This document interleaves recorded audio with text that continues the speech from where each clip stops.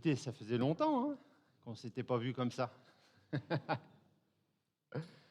Alors, c'est un plaisir pour moi, en tout cas, de pouvoir partager ce que le Seigneur a mis sur mon cœur. Et puis, c'est vrai que toujours, quand on prépare une prédication, on cherche toujours comment on va vivre les choses et comment faire vivre les choses aussi, parce que c'est ça le plus important. Le plus important, c'est comment les gens vont recevoir ce qu'on dit et comment après ils vont pouvoir l'appliquer. Et là, je pensais encore, pendant qu'on louait le Seigneur, je me disais, mais comment cette semaine vous avez vécu votre vie avec le Seigneur? Quel était votre objectif quand vous commencez à prier? À quoi vous vous attendez quand vous priez? Qu'est-ce que vous lui demandez? Comment vous abordez la chose? Peut-être que vous êtes dans une certaine suffisance, il y a peut-être que ça va dans vos vies, il n'y a pas trop de soucis, ça se passe plutôt bien. Alors vous priez, oh là, ça fait une drôle de voix. Vous priez peut-être pour les autres, vous priez pour améliorer votre situation de vie peut-être, je ne sais pas, plein de choses. Et c'est vrai qu'on est tous là dans cette attente, dans cette expectative de ce que Dieu va faire dans nos vies. Et je crois que ça, c'est important de ne pas le perdre. Parce que parfois, quand même, ça nous arrive, et même moi, là, qui en ce moment est plutôt pris avec le travail, il y a beaucoup de choses en ce moment à penser, beaucoup de choses à organiser, à faire, parce qu'il y a bientôt les vacances, alors je dois organiser mon collègue avant de partir.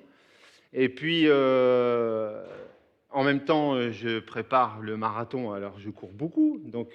Et des fois, je me dis, je ne prends pas assez de temps avec toi, Seigneur, quand même. Je vais vite, je prie vite, et je me dis, mince, quand même, si la prière, c'est juste de la demande et pas tant de relation, et pas tant de rechercher ta face, c'est dommage, on passe à côté de quelque chose. Et c'est vrai qu'on a besoin peut-être, en tout cas, moi, je le dis pour moi, je pense qu'on arrive à des points de vie chrétienne où parfois on aurait envie de dire au Seigneur, Seigneur, réveille-moi tout à nouveau. Fais que l'amour, surtout le premier amour qu'on a eu à la conversion souvent, ce feu qui était si dévorant en nous, qui faisait qu'on avait envie de bouleverser le monde. Nos vies étaient bouleversées, on avait envie de dire à tout le monde que Jésus était vivant, que Jésus existe, que ce n'est pas des fables, que ce n'est pas juste une religion. On avait envie d'expliquer tout ça, et puis petit à petit, je trouve que ce n'est pas qu'on a perdu, mais peut-être on vit les choses différemment. Et ce matin, ce que j'aimerais partager avec vous, c'est dans Marc 10. Marc 10, versets 17 à 27. Il s'agit d'un homme qui s'est approché de Jésus et qui avait la question qu'il fallait, la question essentielle.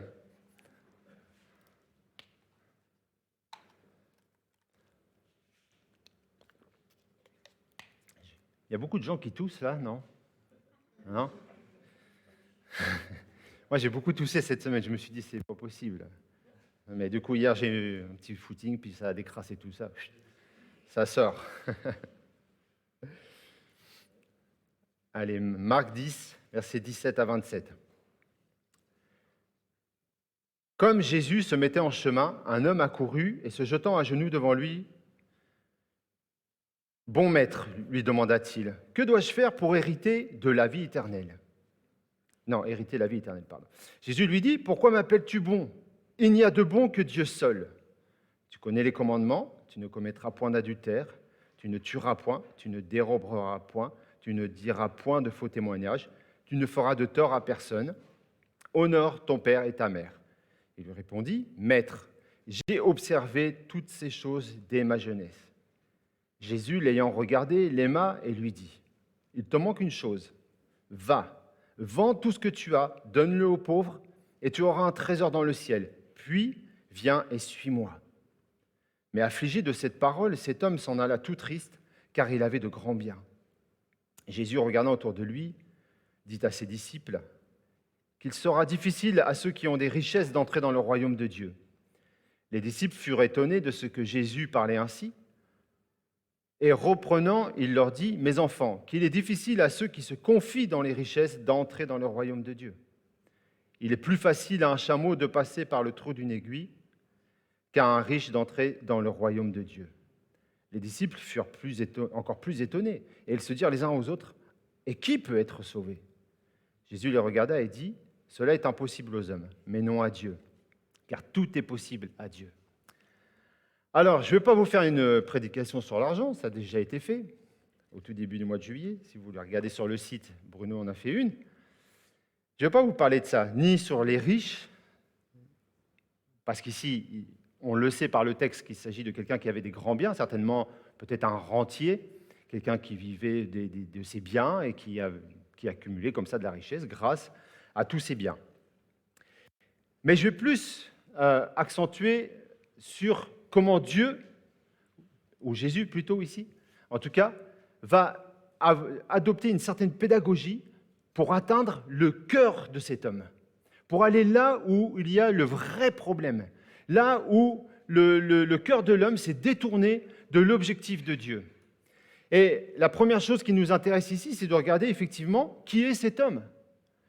Notez bien que quand Marc écrit, il commence par dire « un homme » au verset 17.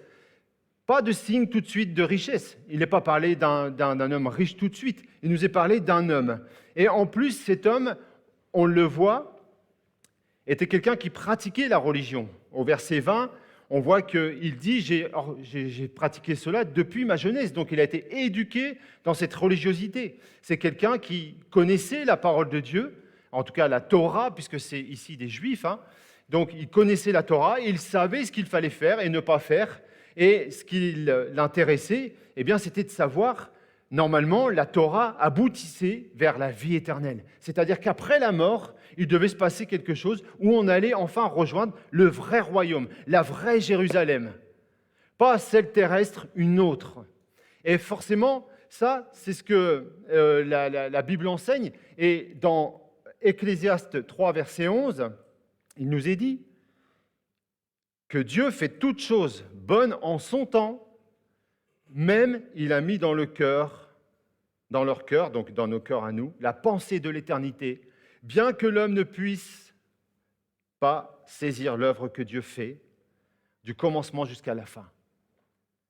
Tout homme sur cette terre, y compris les plus grands athées de ce monde, qui combattent le christianisme ou toute autre forme de religion parce qu'ils disent que Dieu n'existe pas, tous ces hommes, finalement, combattent cette pensée de l'éternité. Y a-t-il vraiment quelque chose qui va se passer après, quand nous mourrons ?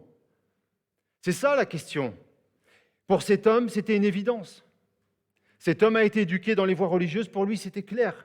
Seulement, il voulait avoir la certitude que lorsqu'il mourrait, lui, il pourrait entrer dans le royaume de Dieu. Et il pensait, comme tous ces Juifs aujourd'hui pensent encore. Si vous écoutez les rabbins aujourd'hui discuter, amener leur thèse, enfin leur explication sur la Bible, vous verrez tous qu'ils parlent de mérite. À un moment donné, pour entrer dans le royaume de Dieu, il faut des mérites. Si on n'a pas eu les mérites, on ne rentre pas dans le royaume de Dieu. Et cet homme qui pensait que justement lui, comme il pratiquait depuis sa jeunesse toutes ces choses, il pensait peut-être trouver auprès de Jésus un petit truc qui lui manquait. Ou peut-être quelque part que Jésus lui dirait « T'inquiète pas, quand tu vas mourir, tu viendras avec moi dans le ciel. »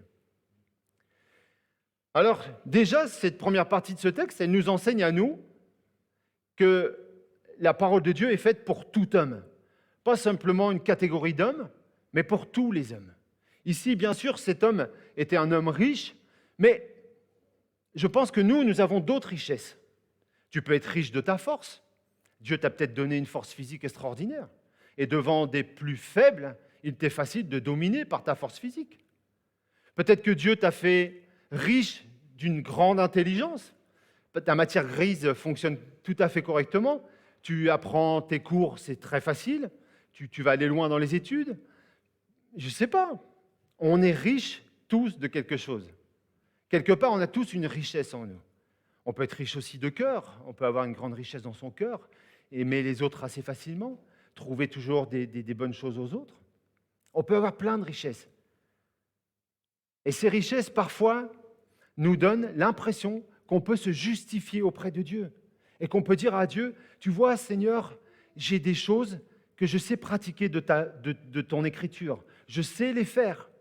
Ma vie, je suis capable de la mener comme tu la montres dans la parole. Et c'est une très bonne chose, n'est-ce pas? La morale que la Torah donnait était une très bonne chose puisqu'elle venait de la part de Dieu. Donc forcément, c'était quelque chose de bon. Et même Paul est d'accord avec ça, il dira la loi est bonne. Mais ce qui ne va pas, c'est le cœur qui ne va pas. Et ça, on va le voir. Et alors là, Jésus, Jésus, il va adopter une pédagogie qui va renverser toute la force de la conviction que cet homme avait qu'il pouvait s'appuyer là-dessus et entrer dans le royaume de Dieu. Juste, je pense aussi à une chose, je pense aussi que le fait que cet homme était béni par des grands biens, parce que pour un juif, c'est une bénédiction, avoir de la prospérité. On voit tout au travers de l'Ancien Testament que beaucoup des hommes de Dieu, comme Abraham, Moïse et tout ça, étaient des gens qui avaient quand même beaucoup de richesses. Donc forcément, cet homme se disait, bon, j'accomplis la loi, je me débrouille pas trop mal, certainement qu'il devait avoir comme des petites choses en tête où il avait eu des loupés, mais globalement, ça allait à peu près. Donc pour lui, il se dit, bon, bah, ça va le faire. Et de ce fait-là, il pensait aussi certainement que ces bénédictions matérielles qui lui ont été données étaient aussi un mérite de Dieu. Quelque part, Dieu lui donnait parce qu'il le méritait. Et je pense que parfois, nous aussi, on pense qu'on est à un certain... on a des réponses à nos prières, on a une certaine bénédiction dans des domaines, et on pense qu'on les mérite parce que, après tout, quand même, ça fait combien d'heures que je prie pour ce sujet? J'ai jeûné je ne sais combien de temps pour telle situation. Quand même, il me semble évident que Dieu peut faire un petit effort là-dessus. Et alors là, ça, c'est notre force, notre solidité. Et finalement, Jésus va un petit peu renverser tout ça. Cependant, on va voir qu'au travers de ce moment un peu ténébreux pour cet homme, eh bien, on va voir que finalement, au travers de ce moment ténébreux, il y a quand même une petite lumière qui va poindre et qui va donner le plan de salut à cet homme. En tout cas, ou à ses disciples, ou à ceux qui écoutaient aussi à côté, parce qu'il y en avait d'autres qui étaient là. Ça s'est passé en plein milieu de la foule. Pas plus tard qu'hier, quand je courais, à un moment donné, je suis arrivé vers le Grand Théâtre, là, à Dijon. Et puis, il y avait un homme qui visiblement venait de faire une chute avec sa trottinette électrique, là. Donc, il était tombé par terre, il y avait des gens autour, il était mis en position PLS, donc c'est qu'il y a des gens qui l'ont géré, ils attendaient certainement les pompiers. Donc, je ne me suis pas arrêté, je me suis dit, c'est bon, ils sont assez nombreux, ils s'en occupent. Mais après, je me suis dit, qu'est-ce que Jésus aurait fait? Est-ce que Jésus aurait eu, quelque part, l'audace de s'arrêter, d'aller prier pour lui, et peut-être il se serait relevé? Je ne sais pas. En tout cas, moi, je n'ai pas eu cette conviction, donc je ne l'ai pas fait. Mais je me dis que quand même, quand Jésus avait des moments de démonstration de parole devant les autres, voilà, ce qu'il disait, il le disait devant tout le monde. Et il fallait une certaine force de conviction et être inspiré pour dire ces choses-là. Parce que sinon, ça fait flop. Et ça, moi j'ai toujours dit, vous savez, parce que dans nos milieux, parfois, on prie, et puis des fois, on disait aux gens, sois guéris. Alors, j'ai rien contre ceux qui disent, sois guéris. Mais quand Jésus disait, sois guéri, il était guéri. J'ose dire ça, je me le dis à moi-même parce que je l'ai pratiqué maintes et maintes fois. Mais peut-être que des fois, avant de dire les choses, on devrait réfléchir. Et peut-être qu'on devrait se laisser inspirer par le Seigneur et rester humble si on n'a pas reçu que le Seigneur nous dit, dis-lui, sois guéri et qu'il soit guéri. Après, ce n'est pas grave si vous l'avez dit dans le bon sens, enfin, vous vouliez tellement, l'intention est tellement forte en vous de vouloir voir cette personne guérie que vous lui sois guéri au nom de Jésus. Bien sûr, on a envie que cette personne soit guérie. C'est normal, c'est humain. Ou alors, il y a un problème. Mais en tout cas, voilà, je dis ça juste en aparté. Mais Jésus, lui, il va aller confronter cet homme devant tout le monde. Imaginez le pauvre homme, la honte de sa vie. Parce que là, tout va être dévoilé devant tout le monde. Et je pense que parfois, on n'aime pas ces situations. Moi, je n'aimerais pas que Jésus dévoile ma vie devant tout le monde. Parce que dans la semaine, il y a des choses, je sais, c'était pas tout à fait juste devant le Seigneur, pour ne pas dire complètement injuste. Et donc, si Jésus venait et puis commençait à dire les choses, eh ben, peut-être que je repartirais comme cet homme, triste. En tout cas, la première chose qui est importante, ce que je disais tout à l'heure, cette petite lueur d'espoir qui commence, c'est que j'aime comment ça commence au verset 17. Comme Jésus se mettait en chemin. Et j'aimerais te dire ce matin que si tu es là, c'est parce que Jésus s'est mis en chemin. Lui le premier. Ce n'est pas toi qui t'es mis en chemin pour venir ici, c'est Jésus le premier qui s'est mis en chemin pour venir jusqu'à toi. C'est lui qui se met en route. C'est ça l'évangile. L'évangile, c'est que Jésus vient en premier. C'est lui qui ordonne les choses. C'est lui qui les contrôle. C'est lui qui démarre les choses. La Bible dit au commencement Dieu. Et on retrouve cette même idée au tout début de Jean 1. Voilà, s'il va le mettre. Au commencement était la parole était avec Dieu, et la parole était Dieu. Elle était au commencement avec Dieu. Toutes choses ont été faites par elle et rien de ce qui a été fait n'a été fait sans elle. Tout ce qui a été fait, tout ce que tu vis, tout ce que tu es en train de vivre a été fait par Christ.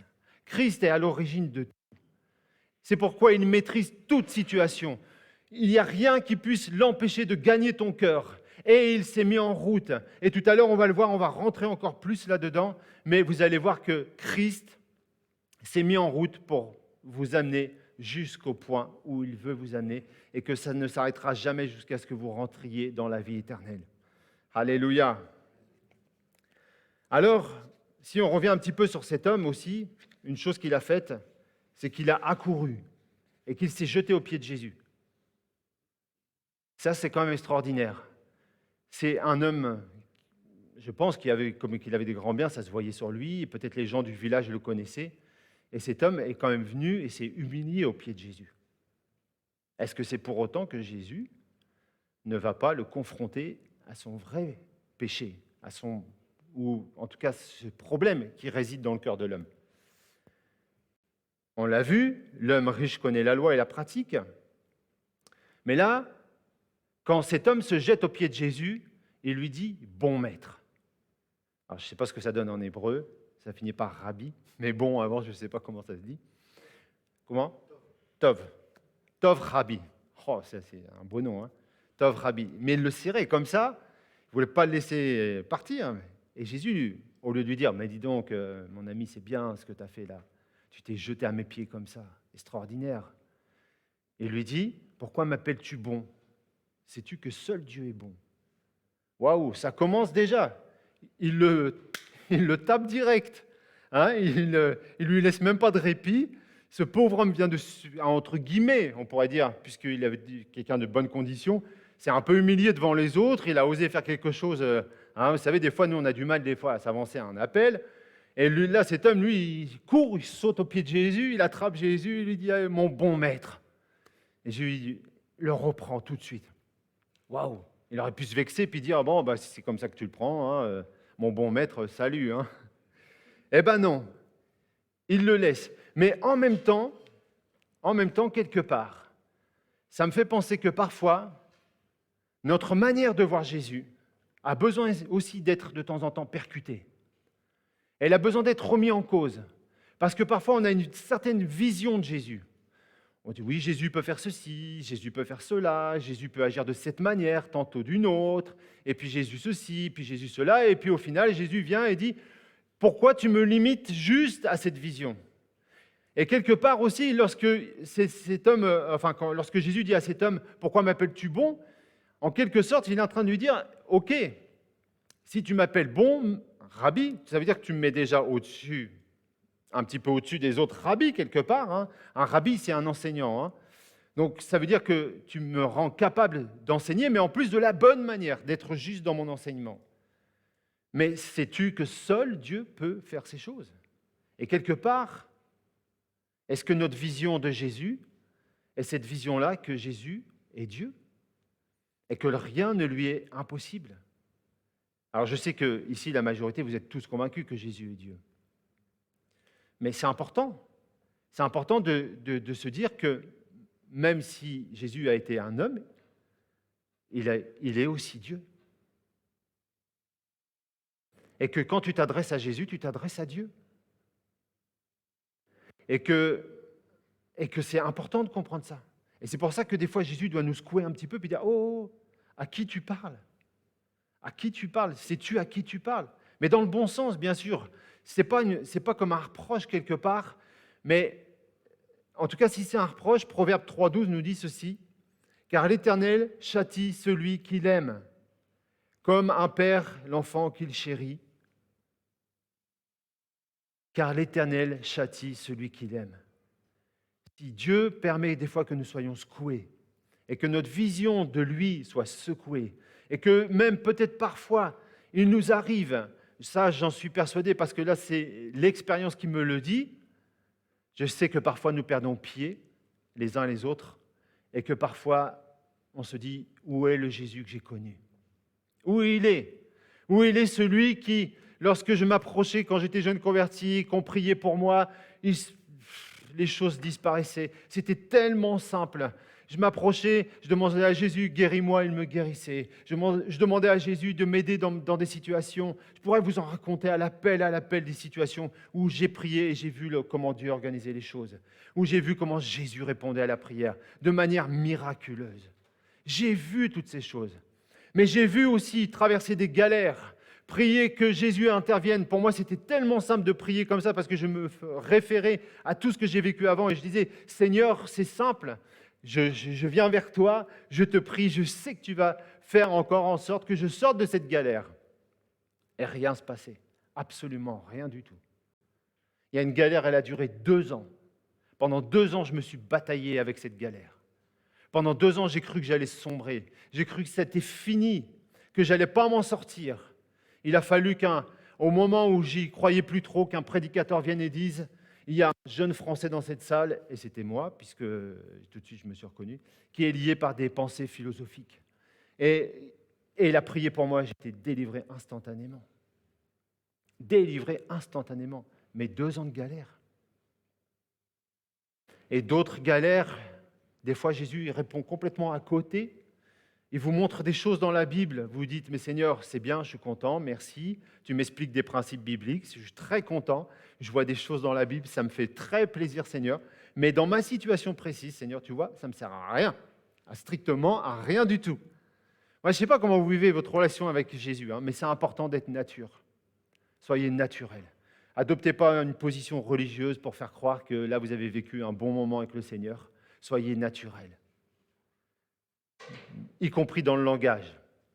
Essayez pas d'avoir un langage sophistiqué avec les bons mots, les justes mots. Ce que Jésus regarde, c'est l'intention. Bien sûr, essayez de châtier quand même votre langage, parce que des fois, il se peut que ça nous sorte. Mais je ne sais pas, vous êtes déjà énervé contre Jésus ? Ça vous est déjà arrivé ? Non ? Ah, j'espère bien que ça vous est arrivé. Sinon, il y a un problème. Voilà, une sainte colère. Mais quand on est énervé, c'est parce qu'en fait, c'est soit parce qu'on est un petit peu capricieux des fois, on voudrait que Jésus il aille dans notre sens rapidement et puis qu'il nous donne la solution. Ou alors, tout simplement, c'est parce qu'il ne veut pas répondre de cette manière et il a décidé qu'il va nous répondre d'une autre manière. Et sa manière à lui nous dérange.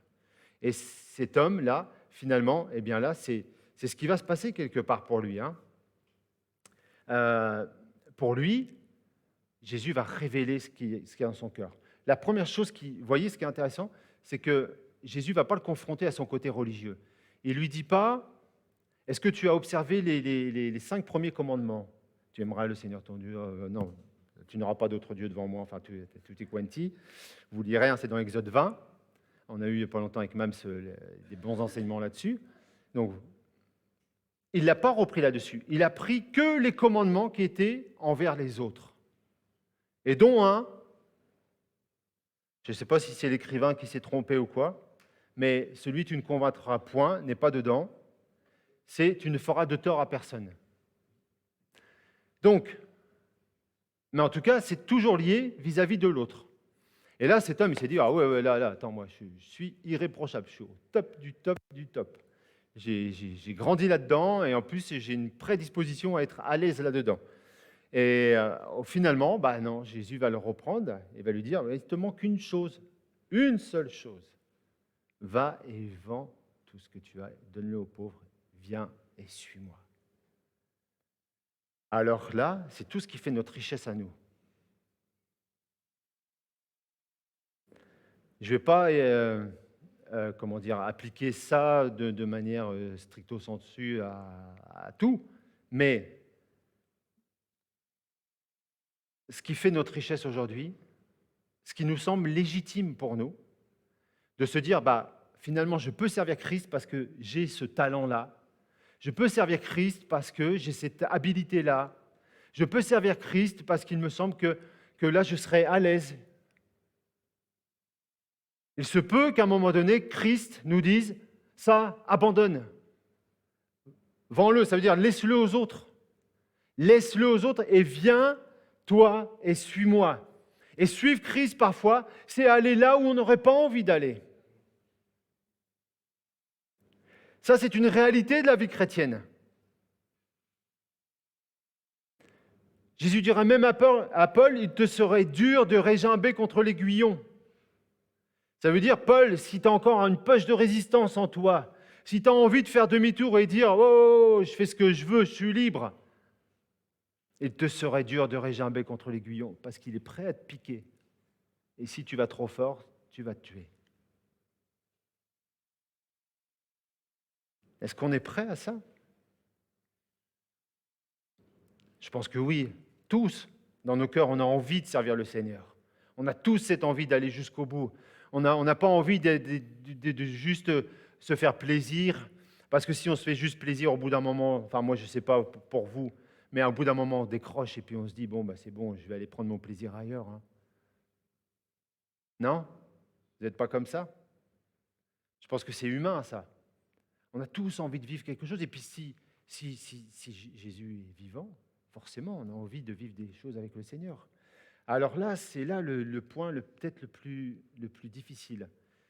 C'est peut-être là le point qui parfois fâche en nous. Parce que qu'est-ce que c'est vivre avec le Seigneur? Qu'est-ce que c'est? Est-ce qu'il faut toujours de l'extraordinaire? Est-ce qu'il faut tout le temps du sensationnel? Est-ce qu'il faut que ça bouscule de partout? Est-ce qu'il faut qu'on soit terrassé à chaque fois qu'on prie parce qu'il y a telle puissance de Dieu qui vient sur nous qu'on est terrassé par terre? Est-ce qu'il faut être en transe lorsqu'on rentre en communion avec le Seigneur?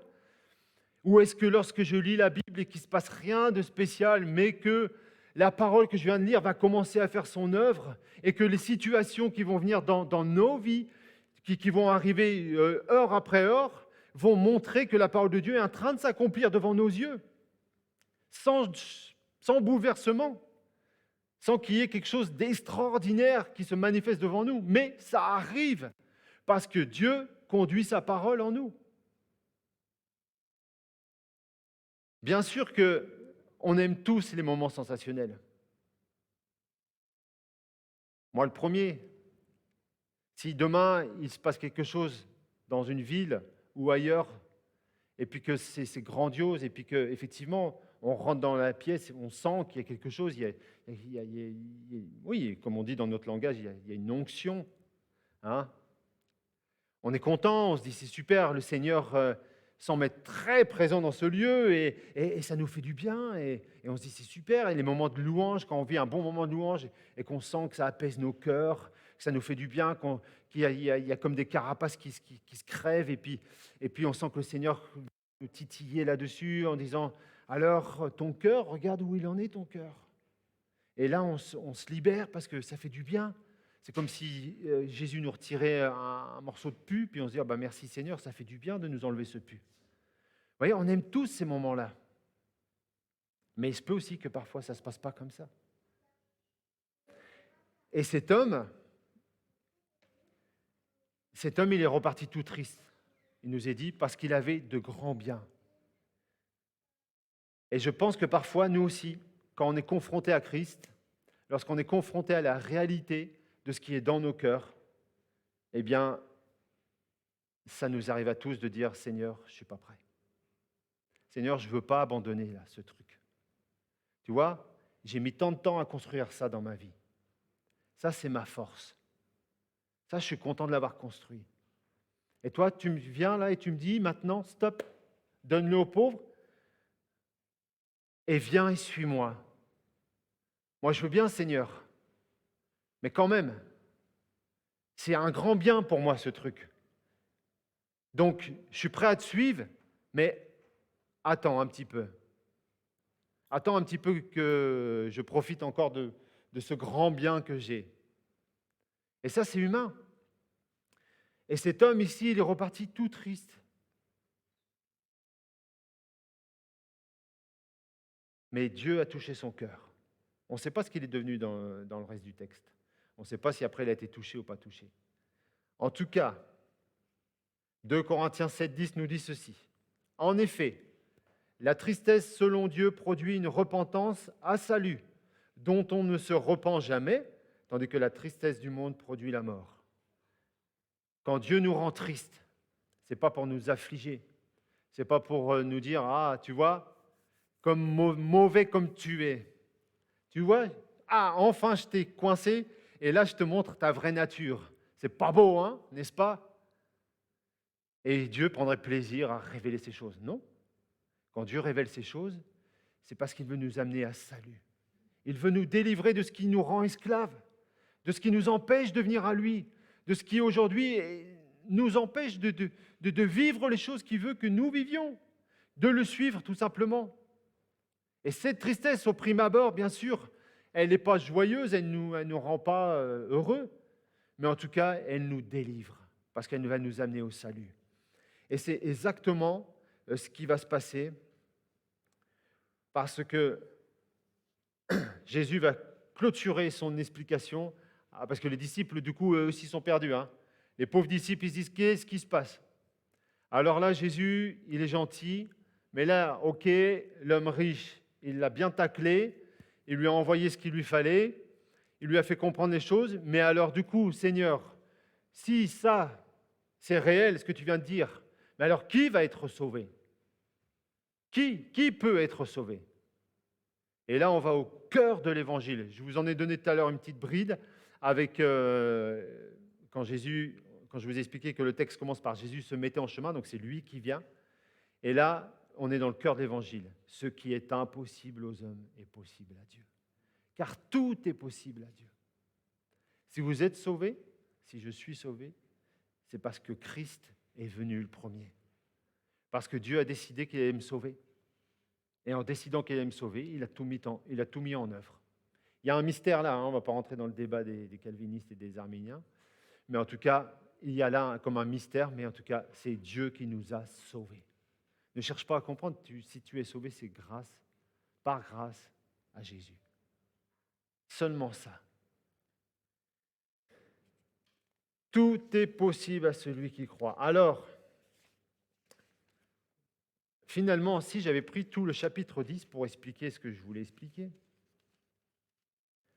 là aussi, on voit une providence de Dieu. Parce que finalement, tout le chapitre 10 bien, explique un petit peu la situation de l'homme lorsque l'homme essaye de trouver Dieu. Et on voit la réponse de Dieu. La réponse de Dieu, c'est que on ne peut pas se sortir de notre situation si ce n'est pas lui qui intervient. Vous voyez, Marc 10 commence comme ceci. Jésus, encore une fois, étant parti de là, se rendit dans le territoire. Et la première chose qu'on lui demande, c'est par rapport à la loi sur le divorce. Et quand j'ai lu ça, ça m'a fait tout de suite penser, le divorce, c'est ce moment où finalement, on se sépare. Et c'est ce qui s'est passé dans notre histoire. On s'est séparé de Dieu. On a cru qu'on allait pouvoir vivre sans Dieu. On a cru qu'on pourrait mener nos vies comme bon l'entend. On a cru qu'on pourrait faire sans lui et que notre force nous suffirait. Mais on vient de le voir avec cet homme, ces choses impossibles. Cependant, Marc 10 finit par ce merveilleux exemple de cet aveugle qui retrouve la vue parce qu'il a prié. Et il est marqué, là, pour le coup, au verset 49. Alors, je ne l'ai pas pris celui-là, ne cherche pas. Verset 49, Jésus s'arrêta. Ah, Jésus s'est mis en marche, mais là, il s'arrête. Là, il s'arrête et il a dit à ses disciples, appelez-le. Ils appelèrent l'aveugle en lui disant, prends courage, lève-toi, il t'appelle. Eh bien, j'ai envie de te dire ce matin, lève-toi, Jésus t'appelle. Jésus t'appelle. Et quand Jésus appelle, qu'est-ce qu'on voit au verset 53 ? Aussitôt, il recouvra la vue et suivit Jésus dans le chemin. Il a suivi Jésus. Je vous ai lu un texte où finalement l'homme est reparti tout triste et il n'a pas suivi Jésus à cause de ce qu'il voulait garder son grand bien.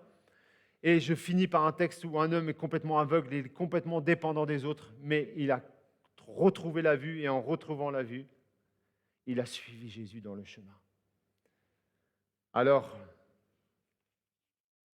ça, c'est une démonstration de la puissance de notre Dieu. Et je crois que Dieu va le faire ce matin. Je crois que Dieu va faire cette œuvre ce matin encore, en chacun d'entre nous. Je crois qu'il va bouleverser ce qui fait notre force, non pas par plaisir comme un tyran le ferait, mais par grâce. Seulement par grâce. Seulement par grâce parce qu'il veut que nos cœurs soient libres. Tu comprends ça ? Ce qui te rend esclave aujourd'hui. Jésus veut le casser et surtout ce que tu crois être juste parce que c'est ta force. Ça, Jésus va révéler la chose qui t'empêche de t'approcher de lui. Et son objectif, c'est que tu le suives. Voilà, chers frères et sœurs, je ne sais pas comment ça va se passer parce que, comme je vous l'ai dit tout à l'heure, des fois on prie, ça se passe instantanément. Et puis il y a des fois, c'est le parcours de toute une vie. Il y a des choses dans une vie, ça va durer mais un bout de temps. Un bout de temps parce que c'est comme ça. C'est notre nature qui est corrompue, qui a été pervertie par le péché, qui a encore des petits points d'accroche de temps en temps avec le péché, qui veut essayer de retourner un petit peu avec le péché pour se faire du bien. Mais au final, on sait que ce n'est pas ça la volonté de Dieu. Alors, je n'ai pas la réponse, la grande réponse. Dieu veut que tu fasses ceci pour toi, Dieu veut que tu fasses cela pour toi. Je n'ai pas cette réponse-là. Je suis incapable de dire ce que Dieu veut faire avec toi. Mais je sais qu'il va le faire. Parce que c'est là le cœur du message. Tout est possible à Dieu. C'est impossible pour toi, mais pour lui, c'est possible. Alors juste, ce matin, on va prendre un temps de prière.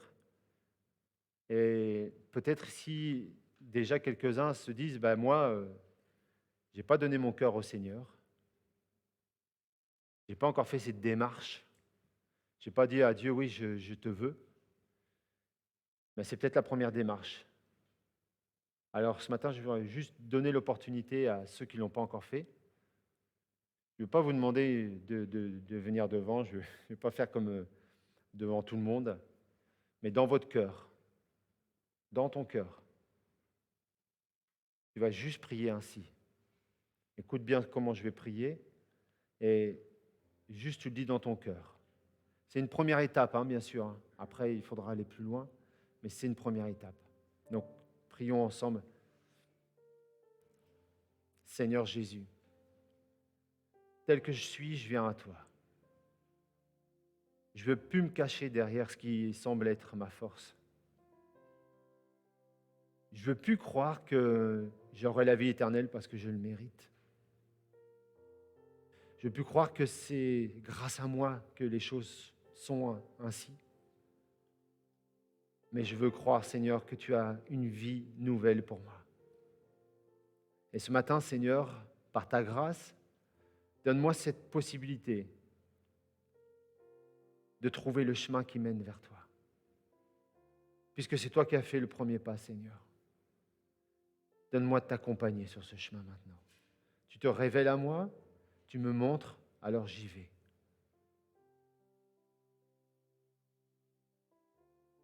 Il n'y a pas d'autre possibilité que celle-là. Ton chemin, Seigneur, c'est la vérité. Tu es la vérité, Seigneur. Alors merci pour l'œuvre que tu vas accomplir.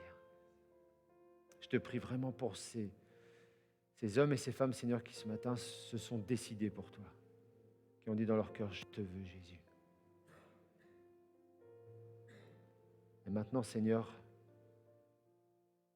Tu sais comment tu vas les conduire. Seigneur, je veux te prier aussi pour mes frères et sœurs et moi-même, Seigneur, qui sommes plus avancés en âge et aussi, Seigneur, en année de conversion. Nous avons vécu beaucoup de choses avec toi, Seigneur. Nous t'avons vu à l'œuvre, de manière miraculeuse parfois, de manière extraordinaire, sensationnelle. Et pourtant, Seigneur, il nous arrive encore parfois de chuter. Il nous arrive encore parfois, Seigneur, de plus savoir comment mener nos vies avec toi, Jésus. Nous ne savons plus ce qui est juste et ce qui est injuste, Seigneur, parfois, sur certains domaines. Bien sûr, nous avons gagné en maturité. Il y a plein de choses, Seigneur, on ne répète plus les mêmes erreurs. Mais il y a des choses, Seigneur, on croyait qu'on n'allait plus faire ces erreurs. Et pourtant, on les fait. D'une autre manière, mais on les fait quand même. Et parfois, Seigneur, ces situations, ça rend triste.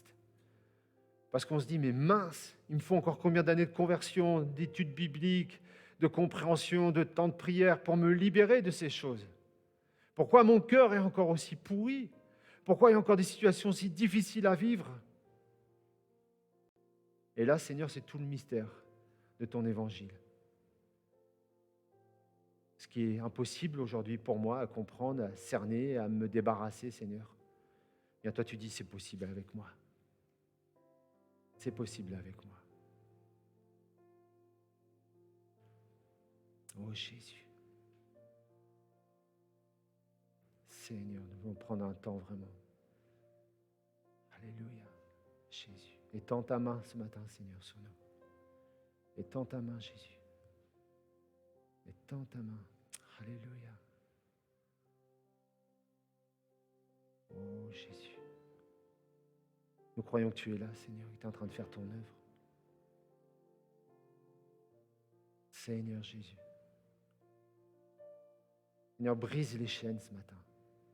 Brise les chaînes de ceux qui sont esclaves, de ceux qui n'arrivent pas à se sortir de leur situation. Parce que enchaînés, Seigneur, parfois même peut-être par le diable qui les a pris au piège. Seigneur, révèle et libère ces âmes, Seigneur. Au nom de Jésus, nous prions ainsi, Seigneur. Nous te demandons grâce, Jésus. Oh Seigneur de gloire, répands, Seigneur, sur nous ta vie, ta victoire à la croix, ta résurrection, ta puissance de résurrection.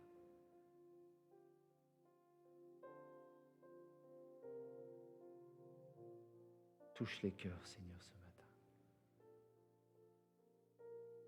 Oh Jésus.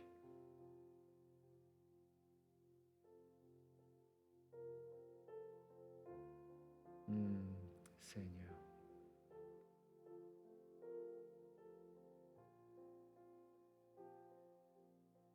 Alléluia. Ne te laisse pas perturber par ce qui se passe. Dieu est en train de faire une œuvre en toi. Il touche ton cœur. Tu peux ressentir qu'il est en train de travailler dans ton cœur. C'est palpable.